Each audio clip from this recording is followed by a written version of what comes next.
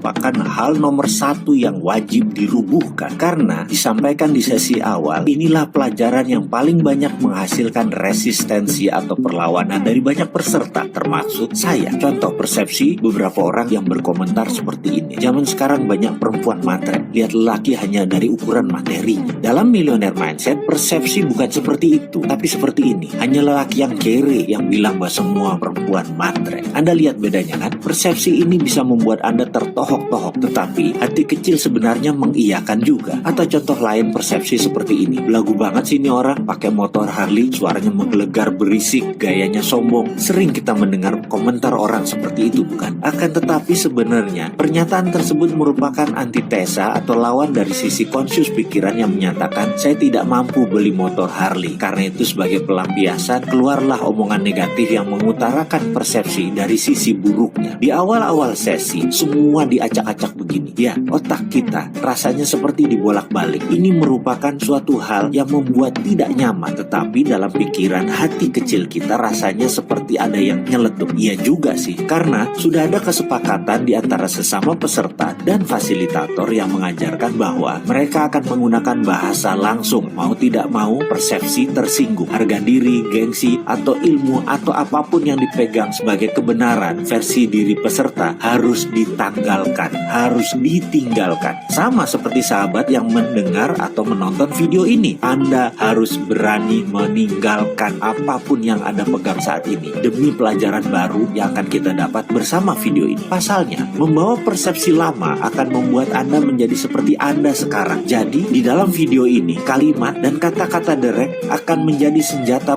percepatan pembelajaran. Contohnya ketika saya dijadikan subjek tanya jawab, Mr. Mardigu, what do you think about Bentley or Rolls Royce? Quick answer, no thinking please. Saya jawab, mobil mewah, mobil mahal, mobil orang kaya, mobil buat pamer. Good, that is snap answer, very straightforward, and it shows that you are having a poverty conscious, katanya. Dia mengatakan bahwa saya memiliki kesadaran miskin, poverty conscious. Iya, dia bilang itu membuktikan bahwa saya memiliki kesadaran miskin. Sekali lagi, kemudian dia melanjutkan, kamu berjarak dengan kekayaan. Karena itu kamu kerja sekuat tenaga, tapi pola pikir kamu miskin akan membawa kembali kamu ke dunia miskin. Saya terkejut dengan penjabarannya. Tapi karena sejak awal sudah disepakati untuk tidak boleh tersinggung dan harus siap jika persepsi kita dirubuhkan, kata-kata tersebut pun rasanya nancep langsung ke akar pikiran bawah sadar saya. Bruce, how about you? Si fasilitator Geoff bertanya kepada peserta dari Filipina yang botak, skinhead. Dijawab cepat oleh Bruce, that's my car. Kontan seisi kelas tergelak. That's what you call prosperity conscious. Tukas si Geoff. Ya, Geoff langsung berkata bahwa itu adalah kesadaran kemakmuran. Kalimat itu membawa saya melamun. Teringat kembali suatu masa ketika saya sedang berdialog dengan Ketut Mas Agung, anak ketiga dari keluarga Mas Agung, pendiri toko Gunung Agung, toko Wali Songo, pemilik Pullman Hotel, gedung Wisma Nusantara, dan banyak hotel lagi. Saya mengenal Ketut Mas Agung lebih dari 25 tahun. Bahkan sampai saat ini kami masih seminggu sekali bertemu dan masuk dalam WA group bersama. Suatu hari saya bertanya kepada sahabat saya ini, bro, bagaimana asal muasal keluarga Mas Agung membangun bisnis yang berkelimpahan hingga makmur seperti sekarang? Awalnya apa yang almarhum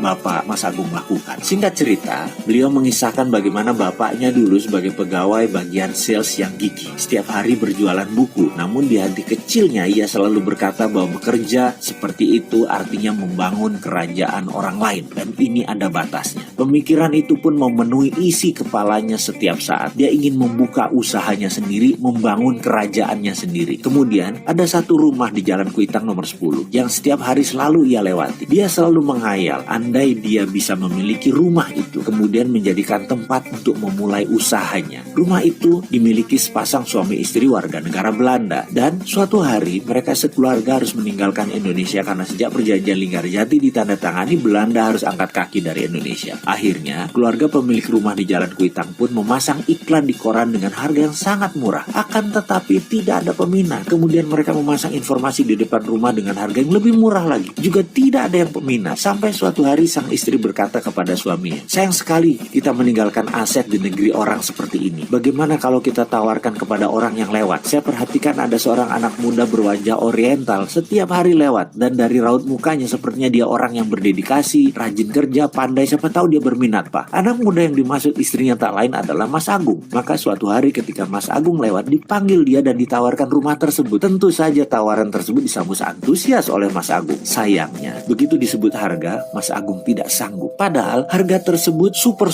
murah dibanding penawaran via koran, bahkan harga yang ditempel di depan rumah tersebut. Tapi apa mau dikata, uang Bapak Mas Agung belum terkumpul sampai sebegitu. Akhirnya sang suami menawarkan solusi agar Mas Agung mencicil selama 5 tahun. Mas Agung pun menyetujui. Dia berusaha keras bekerja, menyicil kewajibannya yang dikirim langsung ke Belanda. Dan benar, 5 tahun kemudian dia lunasi rumah tersebut. Sahabat saya, Ketut Mas Agung menyimpulkan, begini Mardigu, misalnya dulu bapak saya tidak pernah menyatakan berkali-kali bahwa dia akan punya bisnis sendiri. Misalnya, dulu bapak tidak pernah membatin setiap lewat rumah tersebut bahwa dia ingin memulai bisnis dari sana. Ini rumah saya. Misalnya, dulu dia tidak mengulang-ulang mantra dalam dirinya. Ini rumah saya, ini kantor saya, ini kerajaan bisnis saya mulai dari sini. Pasti rumah itu dibeli orang lain, bukan ditawarkan kepada dia. Ketika dia berkata tidak mampu, pasti sepemilik rumah akan mencari pembeli yang mampu,